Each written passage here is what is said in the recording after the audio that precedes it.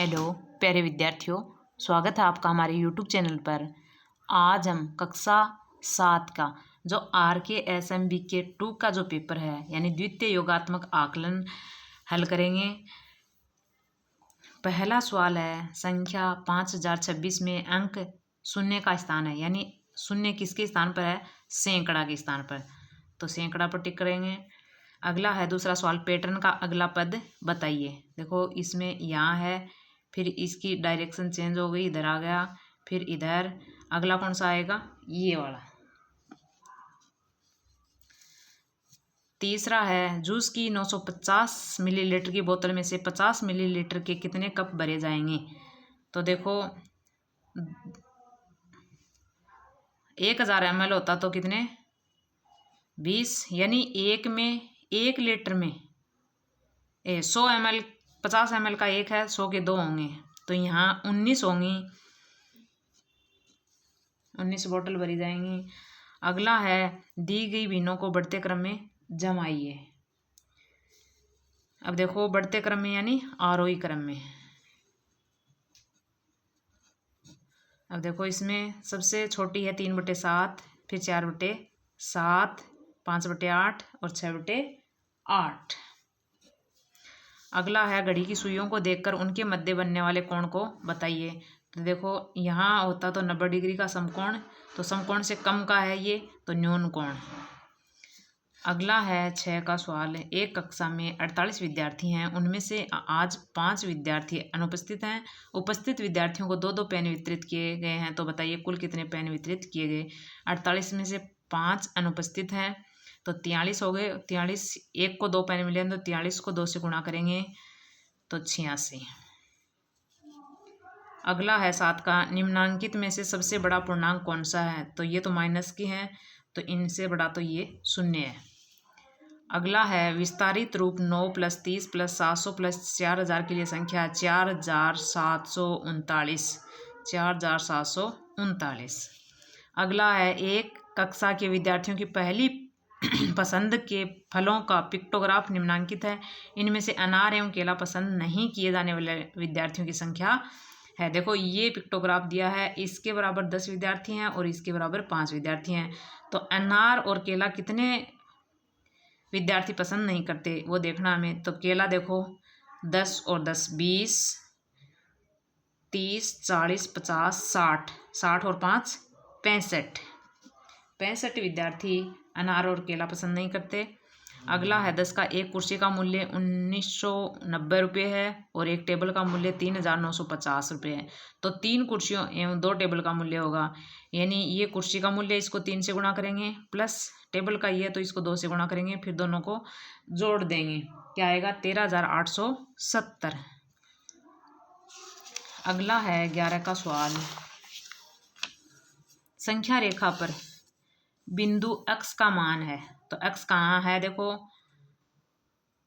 5/2 यानी 2.5। अगला है 12 का, केवल स्केल का एक बार प्रयोग करके कौन सा कोण बनाया जा सकता है, यानी सीधी रेखा पर 180 डिग्री। अगला है एक डिब्बे में कुल 100 गिलास थे, डिब्बा गिरने के कारण 10 गिलास टूटने पर शेष गिलास 90 रह गए, को 10 टेबल पर सजाना है, तो समान संख्या में रखने हैं, तो प्रत्येक टेबल पर 9 गिलास आ जाएंगे। अगला है निम्न में से कौन सा विकल्प पूर्णांकों के अवरोही क्रम को दर्शाता है, यानी सबसे पहले सबसे बड़ा, तो देखो और फिर छोटा होता जाएगा 25, 20, 0, -20, -25, ये अवरोही क्रम में है। अगला है संख्या 9,75,864 में दाई एवं 1000 के अंक आपस में बदलने पर बनने वाली संख्या में से 112 घटाने पर कौन सी संख्या प्राप्त होगी? अब देखो इसमें दाई और 1000 का अंक बदलना है, दाई 6 है, सैकड़ा 1000 5 है, इनको आपस में बदल देंगे तो क्या आ जाएगी संख्या? 9, 7, 6, 8, 5, 4। इसमें से 112 घटाने हैं,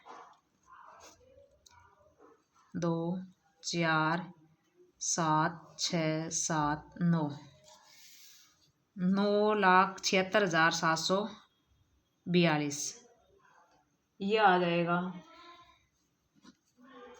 अगला है 16 का सवाल, एक कक्षा टेस्ट में विद्यार्थियों द्वारा प्राप्त अंकों को टेली चिन्ह में दर्शाया गया है।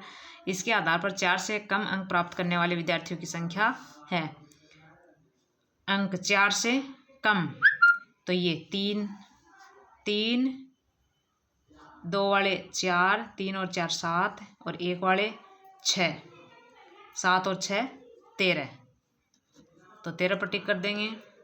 अगला है 17 का सवाल, एक ग्वाले के पास 18.500 यानी 18 लीटर और 500 मिलीलीटर दूध है। उसमें से उसने 12 लीटर और 750 मिलीलीटर दूध बेच दिया।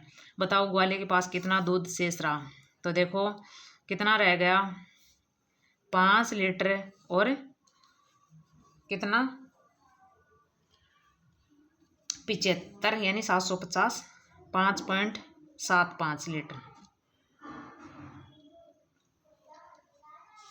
अगला है 18 का, दिए गए चित्र में छायांकित भाग का भिन्न है। तो 1 2 3/8। अगला है 19 का, कथन, रेखा की लंबाई निश्चित होती है, रेखाखंड की लंबाई अनिश्चित होती है। तो ये दोनों ही गलत हैं, यानी रेखा की लंबाई तो अनिश्चित होती है और रेखाखंड की लंबाई निश्चित होती है, ये उल्टा हो रहा है। तो यहाँ दोनों ही कथन गलत हैं। अगला है सवाल नंबर 20, 63/7 के लिए कौन सा विकल्प सही है। यानी 7 का भाग इसमें 9 बार जाएगा, यानी 63 में से 7 को 9 बार घटाना, ये कथन सही है। अगला है 21 का, हल कीजिए। -8, इनको हल करेंगे, -8 + 18 -17 और +7। अब देखो माइनस के 8 और 17 कितने हो गए, 25 और प्लस के 18 और 7 25, क्या आ गया 0। अगला है 22 का, फुटबॉल के खेल मैदान का परिमाप 272 मीटर है, इसकी लंबाई 91 मीटर है, तो मैदान की चौड़ाई कितनी होगी। पहले इसमें 2 का भाग देंगे यानी दुगुना है, फिर इसमें से ये घटाएंगे, तो 22 का है, इसमें क्या आ जाएगी 45 मीटर आएगी। अगला है, विद्यालय के बगीचे में एक 4 मीटर भुजा वाली वर्गाकार क्यारी बनी हुई है। इस क्यारी के चारों ओर लगाने के लिए 25 सेमी लंबाई वाली कितनी ईंटों की आवश्यकता होगी।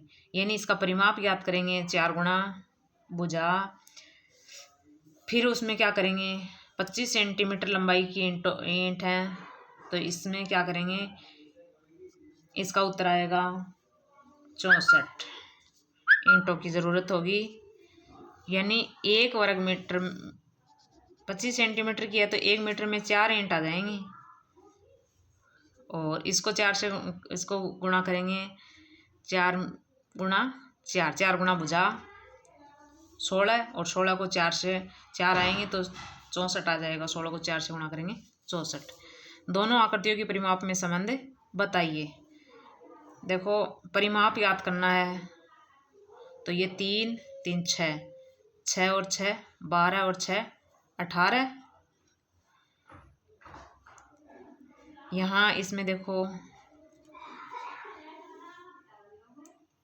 ये 1 2 और 4, 2 एक इधर से कट गया, एक इधर से कट गया, 1 2 2 और 4 6 7 8 9 10 11, 11 और 4 15 16 17 और 18। इसका भी 18 18 बराबर आया है, ए बराबर बी।